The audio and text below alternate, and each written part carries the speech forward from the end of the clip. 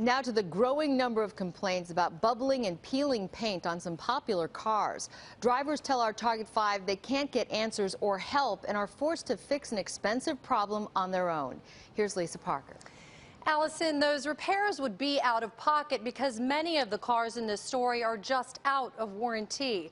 Certainly too new to have paint flaking off by the day, their drivers say, but with purchase dates too long ago to get any help from the car maker. This is the first one I noticed. It just keeps getting worse. A 4-year-old Ford Expedition. It peels off in actual sheets. An Escape 1-year-old when its owner says problems first started. This just can't be an accident. And an Explorer that looks much older than its 7 years. 3 examples of vehicles whose owners found each other after finding similar problems with the paint on their cars. We found them after Doris Ramsey found us. I liked this big car. The Midlothian mom of 5 says her model is more like a shuttle. Now a stress she wasn't expecting. It first started as the bubbling paint. Eventually the whole thing got worse. Ramsey says she saw it here, then almost immediately found it here, out and about. I seen it on one car and then the next car and the next car, and I figured it just wasn't my car.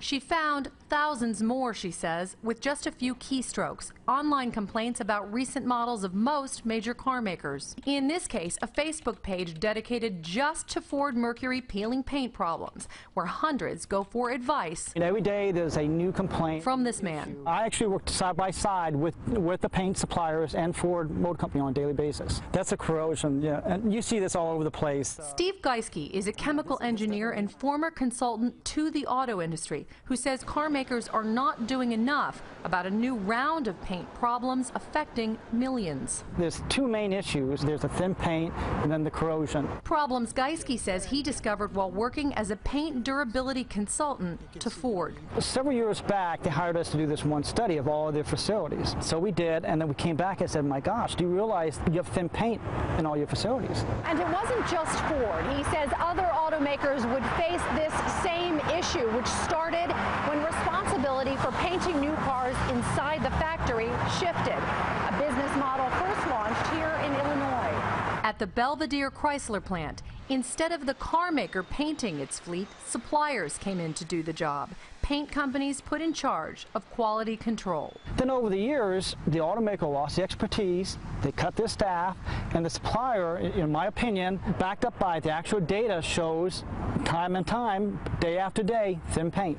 Geiske says all makers are affected, but none hit harder with complaints than Ford.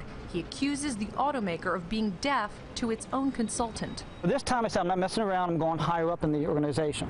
I said, you have an issue here. Ford responded, he says, by canceling his company's contract and ultimately sending this letter telling him to go away. I've been instructed by Ford, basically stop contacting us. This is a classic case of thin paint. Would the examples that drove into this parking lot to meet with Target 5 come as a surprise to Ford? Now, as of 2011, what's happening is ridiculous. The company has issued technical service bulletins on paint issues for a number of Ford, Lincoln, and Mercury suffering from aluminum corrosion, which led to bubbling or blistering under the paint.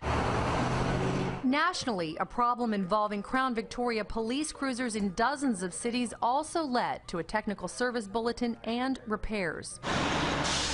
In Australia, one shade of blue with a peel problem prompted a recall. But here in the U.S., the only thing these owners say they've received from Ford, excuses.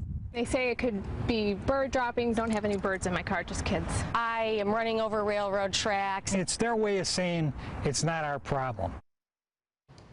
Now, Ford says it continually monitors its vehicles and is confident its high-quality, durable paint performs at or above customer expectations. The company would not comment on former consultant Steve Geiske's allegations. Now, we can report one bit of good news for the Ramseys, the Midlothian family with 5 children. After some questions on how their case was handled both by Ford and here at the local level, their dealer changed course and offered to repaint the problem area, which was the hatch on their Expedition, of course, at no cost to them. Thanks, Lisa. You're welcome.